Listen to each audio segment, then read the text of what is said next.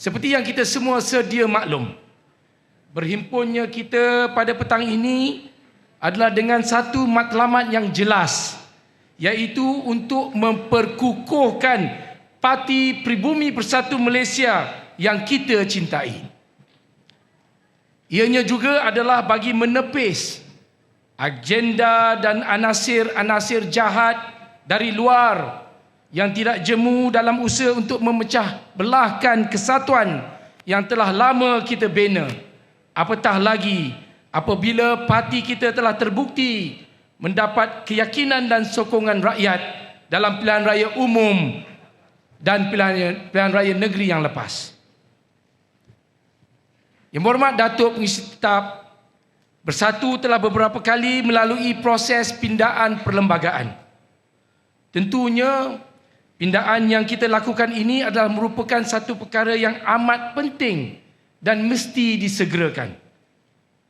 Saya ingin menzahirkan ucapan penghargaan dan terima kasih saya kepada Yang Berhormat Tan Sri Presiden, Yang Berhormat Naib Presiden dan seluruh ahli majlis pimpinan tertinggi di atas kepercayaan dan keyakinan mereka kepada saya dan jawatankuasa bagi melaksanakan tanggungjawab ini. Sememangnya tuan-tuan dan puan-puan, mengikut tradisi, usul pindaan perlembagaan ini dilakukan oleh Timbalan Presiden. Namun untuk beberapa ketika sebelum ini, ianya telah dibawa oleh Biro Perlembagaan dan Undang-Undang Parti. Saya percaya tuan-tuan dan puan-puan, peranan biro berkenaan akan terus kekal relevan dan akan terus berfungsi seperti biasa. Yang berhormat Datuk Pengerusi Tetap Sidang Perwakilan yang saya muliakan, episod kepimpinan bersatu berpaling tadah ini bukanlah sesuatu yang baru. Namun ianya telah berlaku sejak awal penubuhan parti ini, sebelum pilihan raya yang ke-14 lagi. Kita perlu ingat, dalam setiap pertempuran akan ada askar yang tercedera, pasti ada panglima perang yang kecewa, dan akan ada askar yang belum mampu menjiwai perjuangan pergi berpaling tadah. Sejak dari hari pertama kewujudannya, bersatu tidak henti diduga. Rupa-rupanya usaha untuk memartabatkan bangsa ini bukan mudah. Mahu berjuang membantu rakyat bukan senang. Mahu meniti walau bertatih di landasan agamamu ya Allah, kaki kita terus terluka berdarah. Sebelum pilihan raya umum yang ke-14, pada saat-saat yang paling genting, ada dari kalangan ketua bahagian, ketua Serikandi, ketua armada, jawatan kuasa bahagian sanggup dibeli, mengadakan sidang akbar bersama dengan ketua-ketua baru mereka yang kaya raya dan berkuasa. Namun kita ingat, di sebalik semua cabaran dan dugaan ini, pada pilihan raya umum yang ke-14 pada tahun 2018, ianya adalah merupakan manifestasi pertama yang jelas membuktikan bahawa bersatu mampu meraih sokongan rakyat, khususnya dalam kalangan masyarakat Melayu dan Bumiputera. Bersatu pada ketika itu telah berjaya menumbangkan sebuah gabungan politik yang telah terbina sejak era kemerdekaan negara kita. Malah dengan izin Allah Subhanahu Wa Taala jua, pada ketika itu bersatu berjaya mengetuai kerajaan di peringkat persekutuan dan beberapa kerajaan negeri seperti di Kedah, Perak dan negeri Johor. Dan alhamdulillah, pada pilihan raya umum yang baru lepas, bersama-sama dengan Parti PAS dan Parti Gerakan, kita telah berjaya menambahkan lagi beberapa kerusi di peringkat parlimen dan juga kerusi-kerusi Dewan Undangan Negeri. Yang berhormat Datuk Pengerusi Tetap dan Sidang Perwakilan sekalian, pada setiap pilihan raya, pimpinan tertinggi parti akan membuat keputusan untuk memilih calon-calon bagi mewakili parti untuk bertanding. Keputusan yang akan dibuat melalui pelbagai proses. Ianya bermula daripada senarai cadangan daripada bahagian-bahagian dan badan pimpinan negeri. Senarai nama calon-calon akan dihantar ke pelbagai agensi untuk disaring, ditapis bagi memastikan calon tersebut tidak bankrupt, tidak mempunyai rekod jenayah dan melepasi semua syarat-syarat yang telah ditetapkan oleh pihak Suruhanjaya Pilihan Raya. Malah bagi pihak parti, kita telah meletakkan syarat-syarat lain untuk memperketatkan lagi proses pemilihan. Dan calon-calon ini bukannya datang dari kalangan kepimpinan bahagian semata-mata. Ada juga yang datang dari kalangan mereka yang dilihat berpotensi untuk memenangi kerusi di sesuatu kawasan.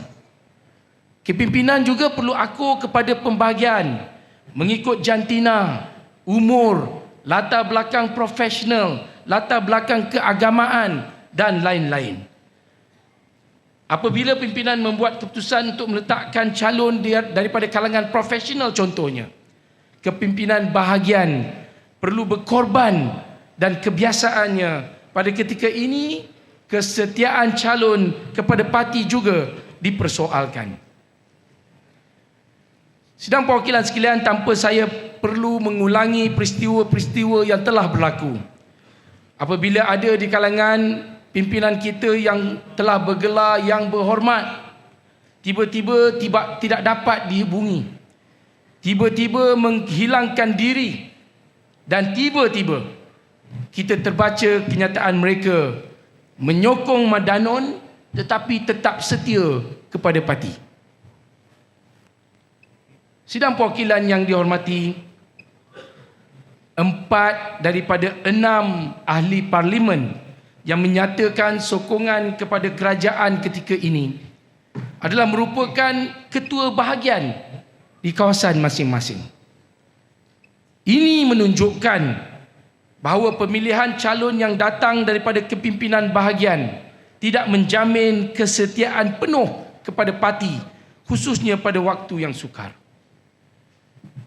Yang Berhormat Datuk Pengerusi Tetap, kita juga menyedari gerakan untuk cuba membeli dan mengugut kepimpinan bersatu, khususnya dalam usaha mendapatkan sokongan dan melemahkan pembangkang, masih giat dijalankan.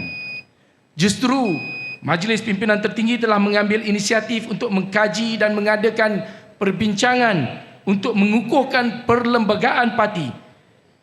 Pindaan pada hari ini akan mengikat semua wakil-wakil rakyat kita. Pindaan kepada perlembagaan parti bersatu ini adalah satu perkara yang mesti kita lakukan. Pada ketika ini, tuan-tuan dan puan-puan, perlembagaan bersatu adalah tidak selari dengan Undang-Undang Perlembagaan Persekutuan yang telah menggubal dan menguatkuasakan perkara 49A Perlembagaan Persekutuan berkenaan dengan peruntukan anti lompat parti.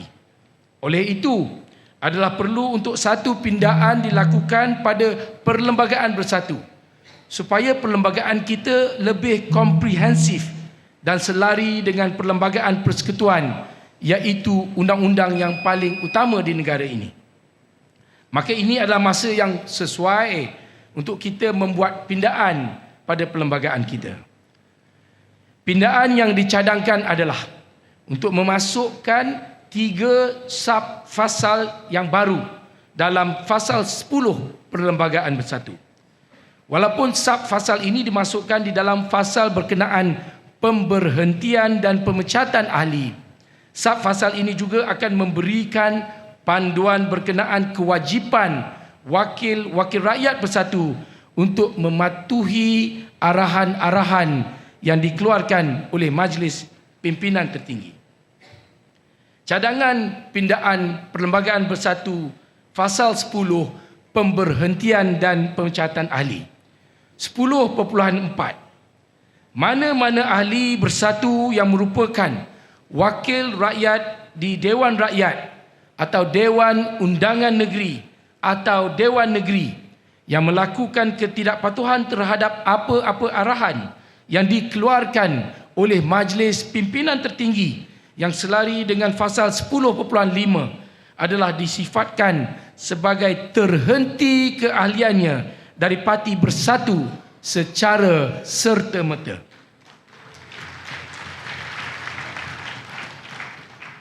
(10.5) Majlis Pimpinan Tertinggi boleh mengeluarkan apa-apa arahan khusus kepada mana-mana atau semua wakil rakyatnya di Dewan Rakyat atau Dewan Undangan Negeri atau Dewan Negeri. Semua arahan yang dikeluarkan di bawah fasal ini hendaklah dibuat secara bertulis. 10.6 merujuk kepada fasal 10.4, Setiausaha Agung di atas arahan Majlis Pimpinan Tertinggi hendaklah mengeluarkan satu notis kepada ahli berkenaan yang memaklumkan bahawa keahlian beliau telah terhenti secara serta-merta dan bahawa nama beliau telah dikeluarkan daripada sistem pendaftaran keahlian Parti Bersatu. Datuk Pengerusi Tetap dan Sidang Perwakilan, Sub Fasal 10.4 memperkatakan berkenaan dengan ahli bersatu yang merupakan wakil rakyat bersatu di dalam Dewan Rakyat atau Dewan Undangan Negeri atau Dewan Negeri sekiranya melakukan apa-apa ketidakpatuhan terhadap apa-apa arahan yang dikeluarkan oleh Majlis Pimpinan Tertinggi, keahlian wakil rakyat tersebut sebagai ahli bersatu akan terhenti secara serta-merta. Fasal 10.5 pula menerangkan bahawa arahan yang akan dikeluarkan adalah kepada salah satu wakil rakyat bersatu atau kesemua wakil-wakil rakyat bersatu. Dan arahan yang dikeluarkan adalah daripada Majlis Pimpinan Tertinggi. Manakala fasal 10.6 pula memperuntukkan proses yang akan berlaku sekiranya dan setelah terdapat ketidakpatuhan pada arahan yang dikeluarkan oleh Majlis Pimpinan Tertinggi kepada wakil rakyat tersebut. Setiausaha Agung setelah mendapat arahan daripada Majlis Pimpinan Tertinggi akan mengeluarkan notis kepada ahli tersebut yang memaklumkan bahawa keahliannya telah terhenti secara serta-merta dan namanya akan dikeluarkan daripada sistem pendaftaran keahlian bersatu. Yang penting, sidang perwakilan sekalian, perlu ditegaskan bahawa sub fasal 10.4, 10.5 dan 10.6 adalah khusus kepada wakil-wakil rakyat bersatu. Parti-parti lain juga untuk makluman telah meminda perlembagaan mereka supaya sejajar dengan perkara 49A Perlembagaan Persekutuan. Oleh yang demikian, pindaan yang dicadangkan ini adalah sesuatu yang boleh dijangka akan berlaku dan hanya menunggu masa untuk dipinda. Kami percaya dengan adanya pindaan ini, maka wakil-wakil rakyat kita juga akan lebih committed dan berdedikasi dalam menjalankan amanah dan tanggungjawab yang telah diberikan serta menguatkan lagi hubungan serta kepercayaan di antara wakil rakyat bersatu dengan Parti Bersatu. Usul ini kami angkat dan mohon sokongan dari semua perwakilan supaya kita boleh maju ke depan bersama-sama dan sambil dapat mengembalikan ukhuwah sesama ahli-ahli bersatu di seluruh negara. Saudara-saudari, di kesempatan ini saya ingin mengucapkan setinggi-tinggi tahniah dan penghargaan kepada semua para perwakilan dan para pejuang yang ada di hadapan saya ini kerana terus teguh, tegap dan kuat mendukung perjuangan bersatu sehingga ke hari ini. Jalan ke hadapan tidak mungkin mudah dan selesa. Namun kepada Allah jua kita panjatkan harapan.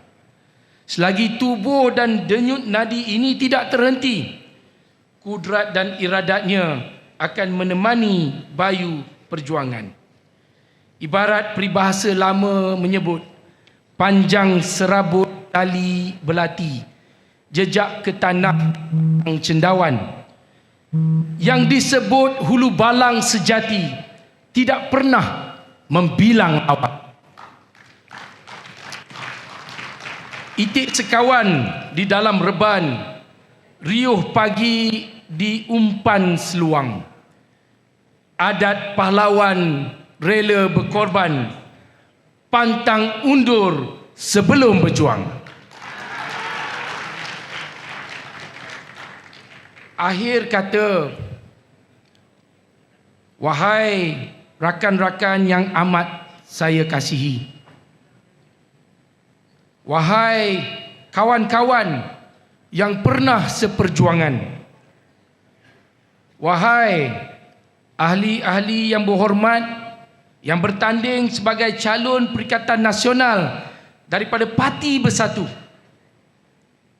wahai sahabat-sahabatku yang sama-sama berikrar sebagai calon, yang sama-sama berpegang dengan kalimah syahadah tiada Tuhan selain Allah dan Nabi Muhammad itu pesuruh Allah.